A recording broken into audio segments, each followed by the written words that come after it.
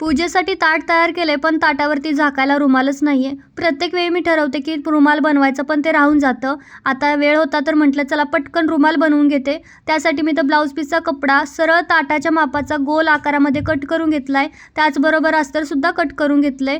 पहिल्यांदा main fabric सरळ ठेवलं आणि अस्तर त्याच्या वरून ठेवलं. सगळ्याला गोलमध्ये शिलाई दिली. थोडंसं ओपन करण्यासाठी जागा शिल्लक ठेवला. ओपन केलं आणि दुसऱ्या एका ब्लाऊज पीसमधून मी अशा सरळ 4 इंच रुंदीच्या पट्ट्या कट करून घेतल्या होत्या.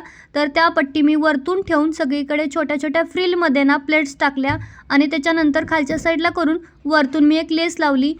त्याच ब्लाऊज पीसचा थोडासा काठ होता तो मध्ये घेतला. असा तिरकामध्ये ठेवून काय केलं, चारही बाजूनी शिलाई दिली आणि मग जे ओपन दिसत होतं त्याच्यावरती लेस लावून घेतली आणि इथं माझा रुमाल तयार झालाय. कसा झालाय मला कमेंटमध्ये कळवा. आणि हा वापरलेला कपड्याचा नाही आहे, अगदी नवीन कोरे ब्लाऊज पीस मी याच्यामध्ये वापरलेत. नाहीतर प्रत्येकाच्या कमेंट येत राहतात, त्यासाठी सांगितलं. चलो बाय.